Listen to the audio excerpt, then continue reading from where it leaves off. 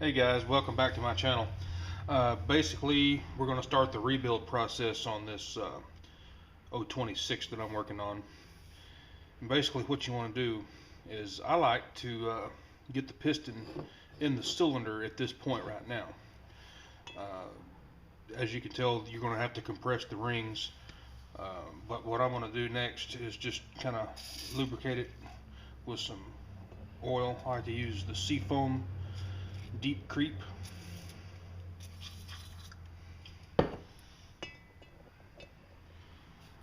And what you want to do now, this piston will go one of two ways. You've got piston stop pins in the piston here, and they're about 30 degrees from one another, so one here and one here. Well, you don't want those towards the exhaust port, so you're going to put your piston with those pins towards the intake, like that. Take you a screwdriver and very, very carefully start these piston rings down in there.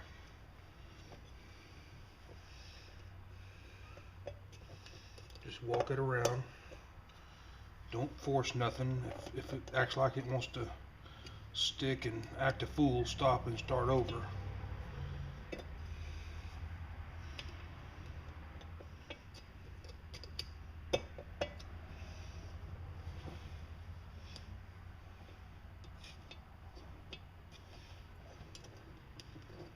Still got a little bit right there. Okay, there's one ring. Just go ahead and start walking the next one around. Keep downward pressure on the piston just a little bit, because whenever you push this ring into the groove, it will help hold the ring in place. And there it is. Now, what you want to do is try not to turn this piston inside here. You can do it a little bit, but what's going to happen if you turn it, that piston ring will probably catch one of the grooves or one of the transfer ports or the exhaust port, and you could possibly break one of the rings. So keep, piston twist going like this to a minimum, but just go ahead and pull the piston out just to where it barely clears the first or the last ring on here, and we'll get this thing. Should look like that. What I want you to do next is go ahead and install one of the keepers, preferably the one that's opposite of the way you're going to be working on this thing, like this. So whenever you get ready to put the connecting rod on, excuse me, all you have to do is put the wrist pin and then the other keeper. What I want to do next is just go ahead and install the cylinder gasket, because it's got to go on. And to help hold this in place, you can use a little bit of RTV. It's not going to hurt it. But if you're wondering what I've done here, I went ahead and replaced my crank seals.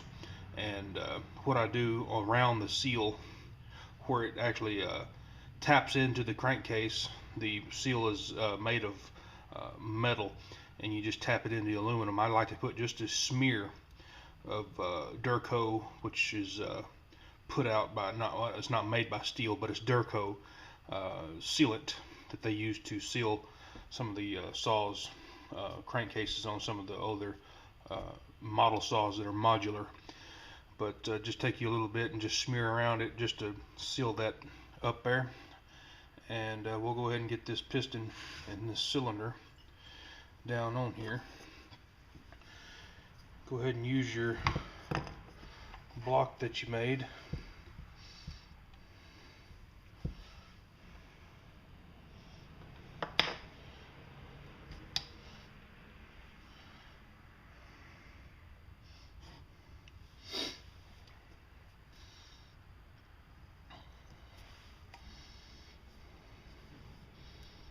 That up and kind of out of the way a little bit,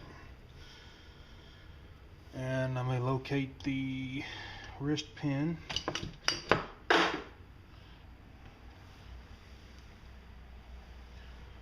go ahead and install your new roller bearing and the connecting rod.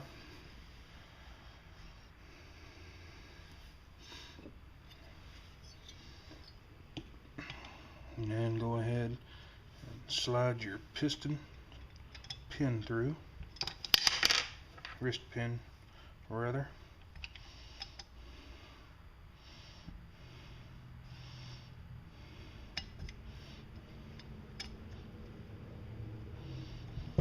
Just kind of wiggle it, get it started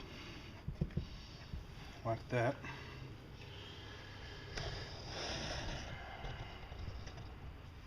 Go ahead and push it all the way in, like so, and install your other G-clip. Looks like that right in there. Take a little bit of practice sometimes and to get those in there the first time, but they will fly out of there, and I have actually lost them and had to go buy some more, but get that part of it going there, and we'll get the cylinder bolted back down to the crankcase.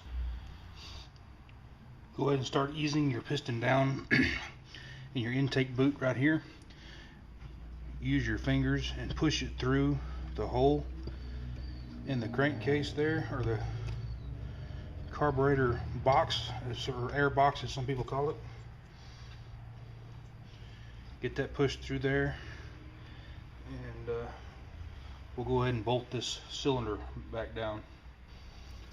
Always replace or check your intake boot for cracks. If it's got any cracks at all, replace it, because the saw won't run right.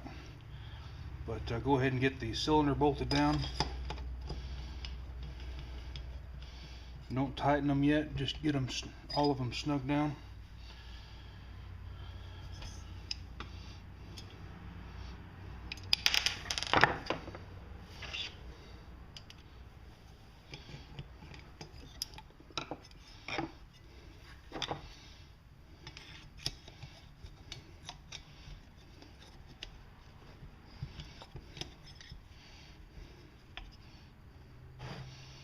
This was the hardest one to do right here.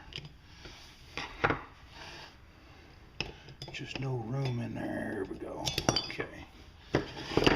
But anyway, get these snug down, and I'm sure there's a torque spec on that, but just hand tight will be suffice.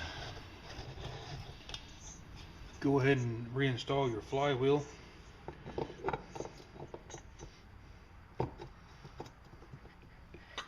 Find the key and then torque down the nut. Go ahead and get your ignition coil mounted back on there and bolt the starter back on. And then the next step is we're going to bolt the carburetor back on, which is held on by two 5/16 or 8mm nuts. Let's go ahead and then bolt the muffler on. Once you get the carburetor bolted back on, you'll be able to pretty much ready to crank it. I like to run my fuel mixture a little bit rich, say 40-to-1 for the first tank of gas. And if you're able to, I would run the carburetor just a little bit rich too, to help break this thing in. If your carburetor is non-adjustable, there's pretty much nothing you can do about adjusting the carburetor. What you don't want to do is you don't want to rev it up real fast right out of the box. You want to be able to just, you want to goose the throttle and let it idle for a while. And I don't really want to cut wood with it for the first tank of fuel. But let's see if we can get it cranked up. I'm going to pull the saw out of view just a second.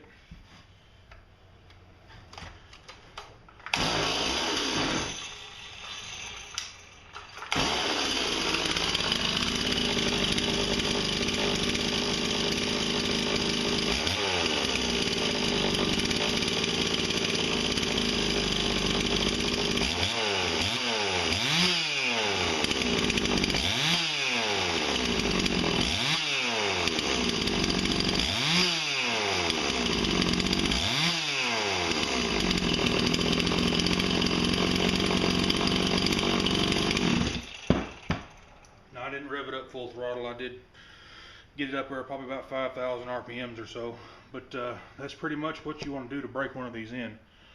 I may do a more in-depth video later. But if you have any questions on how to rebuild the top end of a STIHL ms260 or a STIHL saw in general, let me know. More Medic 1. Y'all have a great day.